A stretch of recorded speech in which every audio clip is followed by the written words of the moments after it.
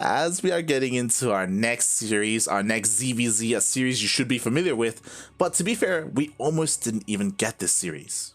We almost didn't get this matchup. We actually didn't get this particular matchup for quite some time. Last time was 2 weeks ago. Yeah, 2 weeks ago in the finals. And of course, before that, pretty big drought.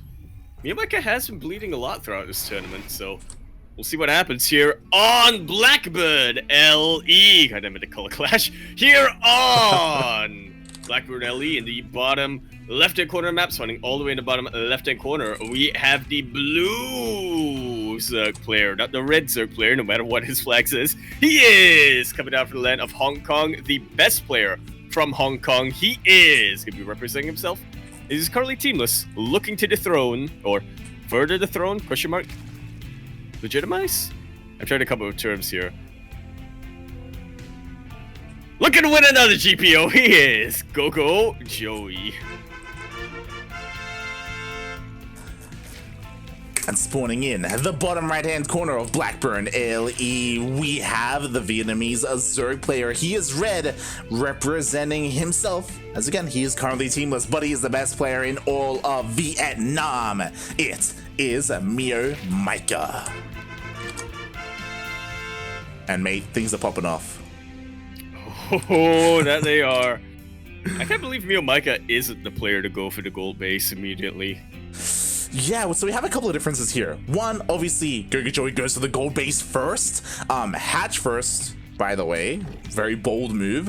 Hatch gas pool. Meanwhile, MeomaikA opened up with a pool first.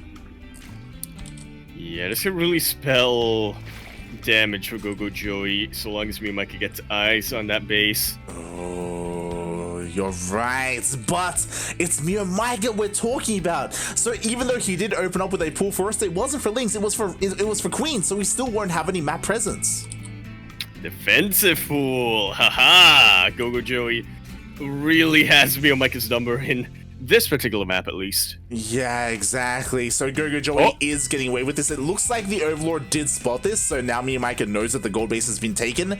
Now we'll see how he's going to respond, what his answer is going to be. Nidus to Queens on top of that gold. Let's go. Oh, good work. Now you say Nidus, I say Drop a Lord. Oh, even better. Oh god, but we'll see. Again, MeomaikA just doing nothing but drone up. But because of his opener, he will have a mass amount of queens. With this, he'll have a lot of creep spread, and as he loves to do in this matchup, he will be looking to hunt down some of these overlords. Creep or no creep, yeah. It's the one goal in the early game for MeomaikA. Pretty much. But GogojOey is ramping things up, like Link Speed is on the way, Baneliness is on the way, and I was wondering where all of this was for MeomaikA. MeomaikA skipped all of it for a fast lair. Again? Huh. This is even faster than game one, or than the previous series, sorry. It is, funnily enough. He is still trying to get a wall up. I was a little surprised. I thought maybe this would be the game where, you know, he goes for a very early Spire instead, but no, it is looking like it's going to be Roaches again, since he's not getting too many more gases. Especially because he skipped his Link Speed, right? Like, like without having Links to support your mutas, that does mean that he should be going into Roaches here. So going for a very strong 2-base timing. This is interesting. We'll see how this works, especially because GogojOey has that boosted economy from the gold base. Yeah, he's really getting away with it. But yeah, it's really going to be about how GogojOey utilizes it. Getting +1 melee now, which is super important. He knows that MeomaikA is going to be a lot more roach heavy, but I love this. He's going for a Nidus again, and there's plenty of dead space in GogojOey's main. Exactly. The Overlord is sneaking into the main base. There's an Overlord in between the bases as well. And what's important is that this is going to hit very fast. MeomaikA, he's not waiting for any upgrades. He's not waiting for Roach Speed or +1 range or anything. He's going to hit now. And GogojOey's not ready. He doesn't have +1. He doesn't have +1. He barely has any Lings. Yeah, I mean, the Lings, they're in the middle of the map. They're actually going for a counterattack, but the Queen should stay in. They have transfuses. The wall is a wall. Oh, that's a high-energy Queen, though. A couple of Roaches forced on the line. It's the only transfuse left, but now MeomaikA just completely walls off with buildings, and there comes the Nidus. +1 ain't done yet. The units of GogojOey are nowhere near in position to deal with this. He's got a lot of Lings, but they're not going to be able to get the surrounds. Not in that choke point. Yeah, what about the Nidus? Oh, another wave comes out, and it looks like the Nidus will just barely survive. It could still go down, though. Again, that's where GogojOey is focusing. And that's actually a massive distraction here right now. MeomaikA getting away with a lot, pulling every drone off the line in the main base. And now he controls the high ground. He does. There are spines on the way at the natural. It looks like GogojOey is just giving up his main. But it's possible that MeomaikA doesn't intend to push down the ramp. He has to be careful, though. Again, there are still a lot of links here for GogojOey. Yeah, just getting tech and then backing out of here. That's going to put MeomaikA insanely ahead. Won't be able to deny +1 melee at the very least. True. Maybe able to get Carapace. We'll see. Okay, the spawning pool is actually pretty huge. No more Lings in production for GogojOey. But as you said, what's important... He did restart it, but the upgrades are finishing. Like, this is maybe a little bit of an oversight from MeomaikA. Yeah? I mean, GogojOey's not going to be able to replace his Lings, but the Lings that he has, they are going to hit hard. Oh, yeah, mate. Carapace is going to... He's going to have 1-1 Lings, mate. Mate.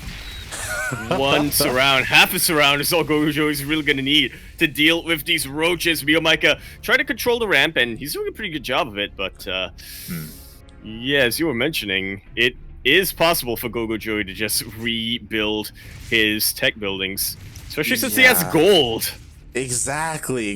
I think at this point, MeomaikA's probably just going to forfeit this main and go back home. I don't see him pushing down this ramp. Like, again, if he gets surrounded by this army, I think he just dies. Ooh. Oh. Well, he's starting to drone up. Oh. That a little bit worried for MeomaikA there for a sec that he might get surrounded, but not quite. Yep, he backs off. He does dive back into the Nidus, and he is able to escape. Meanwhile, another Nidus finishes up in the middle of the map, and again, MeomaikA has to be very careful here. Again, this is so open. He is very vulnerable to a surround. He is. He wants to go for that third base, or potentially that gold base.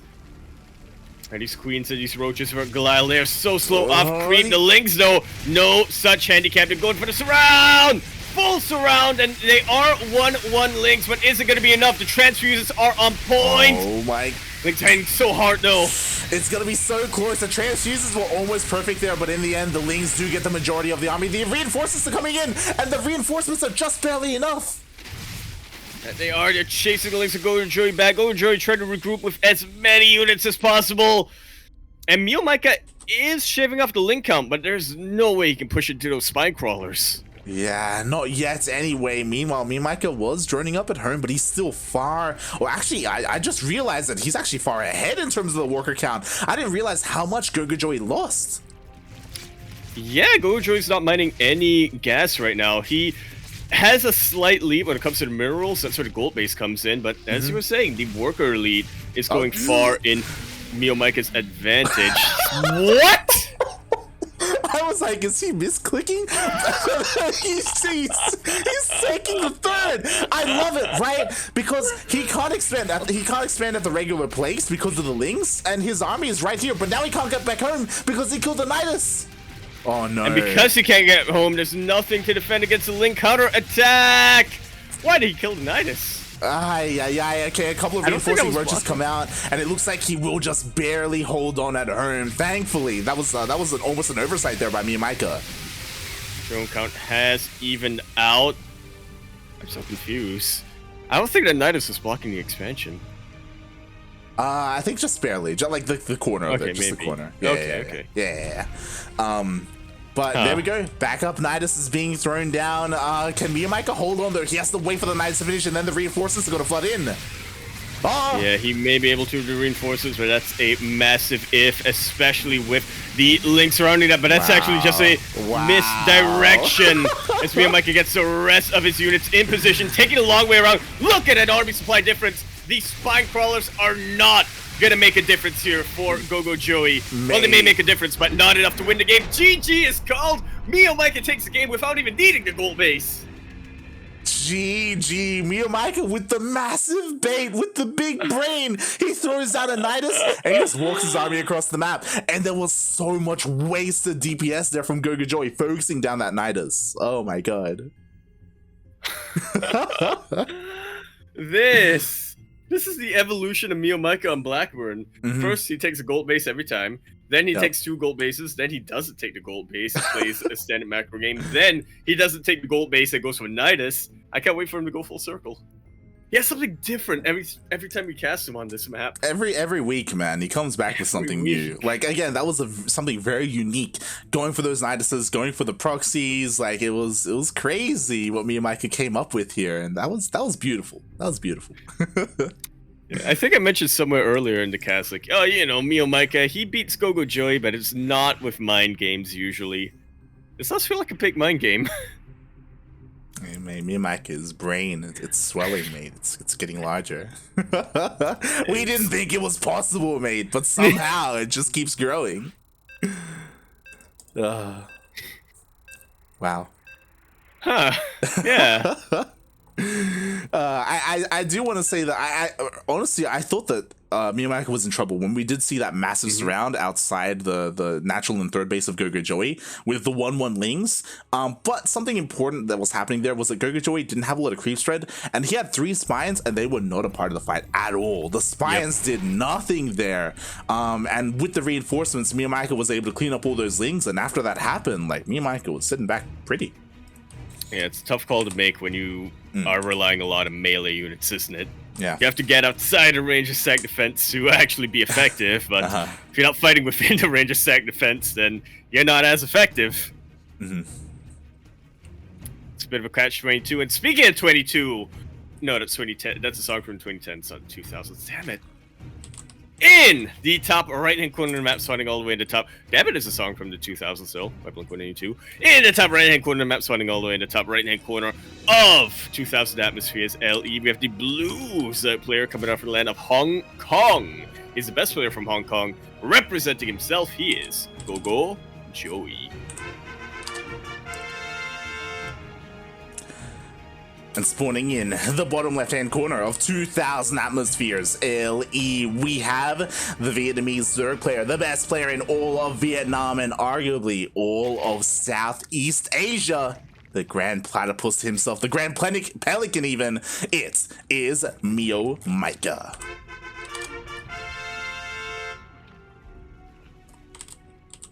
Oh boy, it does feel like he's warming up a little bit here. After his first 2 series, you know, dropping a map each. That was a that was a pretty brilliant strategy and execution coming up from MeomaikA in on Blackburn, but we'll see if he can keep that up here on 2000 Atmospheres. It's one of those things where this is one of the moments where I wanna like an interview with him. I wanna be like, MeomaikA, do you like spend some time thinking about the game, like some shower thoughts, and then you just piece it together and practice and refine it? Or does it just like come to you in a fever dream and you just try it like on the fly? You'll ask him that and he's gonna be like, wait, you're supposed to think about the game? I just do whatever, you know? It's one of those things. I just let my hands move, and then sometimes they move well. I feel like for him, this time it was like kind of a dehydration haze. I don't know if you saw. he's been having some hard times in Vietnam, and it's funny. It's funny if you look at his Twitter timeline. Yeah. He's like, I had to get through the border checkpoint and bribe the police guards in order to get a bottle of mineral water for my underground. Like, is that like an underground water smuggling ring going on in Vietnam? MeomaikA's literally in the post-apocalypse right now. He is. He's in Fallout. But like being in that environment, like it opens up his mind. You know, it makes him think outside the box. And he came in game 1 versus GogojOey with something that we haven't seen from him before. Yeah, sometimes radiation. You know, it has good effects. There you go. That's what it is, man. MeomaikA's in Fallout, and the radiation. That's why. Everything's coming together. Oh my god! I just imagined MeomaikA as a super mutant. exactly what's happened. Oh god. Meanwhile, I was about to praise GogojOey, like pulling a bit of a MeomaikA, like going out of creep trying to snipe an Overlord, but the Overlord survives. Like MeomaikA keeps it just barely alive. And oh my god. He's like, I see what you're trying to do here, GogojOey, but I'm the one who came up with this early game idea, and oh my god, indeed, that is a full-on Ling Flood coming out from MeomaikA. No Baneling Nest. No Baneling Nest, so one good connection is all GogojOey really needs, but can he get that connection? That is what we're about to find out. Ooh. Very good snipe on that Baneling. Very good snipe indeed. More Lings are flooding in. He's getting us around with the Queens. The Queens do not have enough energy for transfuse, but more Banelings are morphing in. He's getting very, very close. MeomaikA is dancing with fire right now. His reactions are on point. Not something I'm usually used to when it comes to MeomaikA microing against Banelings, but yeah. Hasn't lost too many links here. Yeah, I'm very impressed, but yeah, we don't want to speak too soon here because again, the Banelings are rolling on in. MeomaikA is trying to get a little bit more damage. He wants to get that third base. In the end, he does back off, and he is forced to drone up. That's the first decent connection here for GogojOey. Let's see if we can keep that up. More links are coming in. Last of the transfuses has been used. Nice little snipe here on top of one of those Queens. Oh no, this isn't good for GogojOey. He's actually splitting up his Banelings and his Lings. It's allowing MeomaikA to use his Ling advantage. Mate, GogojOey was just pulled apart. He didn't know where to go. Left, right, up, down. The Lings were everywhere. And these Banelings haven't done anything. There's been no connections. Oh my god. Slow Queens have been taken out. The Lings have been taken out. And now this third base is going to be taken out. Finally, another good connection on the Banelings, but the damage has already been done. Exactly. Every single Queen fell. Only one remains. The third base has fallen. And now is GogojOey's opportunity to go for a counterattack with his Ling Bane. But Roaches are on the way. Like, this third base is a little bit vulnerable for MeomaikA. But if the Roaches come out just barely on time, like, he's just got this game, mate. It really does, but that's definitely going to be a big if, especially with that +1 melee about to finish up here for GogojOey. True. Roaches has to pop up. They're going to be isolated. They're going to be easy to surround. At this point, I think GogojOey's all in. He's making nothing but Lings right now. He wants to try and end the game. He gets us around, and with +1 melee, like, he's going to be able to take out these Roaches. Yeah, very quick morph on these Roaches, turning them into Ravagers. That's going to be keeping them alive for a little while longer. And of course, having some Ravagers at the end doesn't hurt. Yeah, exactly. And that was a lot of Lings already gone for GogojOey. Now he has to wait to bank up even more. He's forced to drone up and to expand. And now MeomaikA is going to counterattack, not just with Lings this time, but also with Roaches. 50 versus 22 army supply. Seems a little bit one-sided. MeomaikA actually catching out the Lings of GogojOey into a sandwich. Oh, not quite, but almost. It was a sandwich, but the meat fell out. Exactly, and now MeomaikA is here to pick up all that meat. There are a couple of Banelings. But again, look at MeomaikA go. Like, again, he's just been so good with his Ling control. I did not think I would ever hear that, but yeah, he has been doing a really good job of making sure he's never lost his Lings unnecessarily. He got really close. Over there, running his Lings into Banelings, pull back right at the last second. Now we're at the point where MeomaikA doesn't even need to control his Lings, honestly. He's established a foothold with his Roaches. GG is called. MeomaikA showing the upstart GogojOey, mate. You may have won a bunch of GPOs in my absence, but I'm back. What are you going to do about it?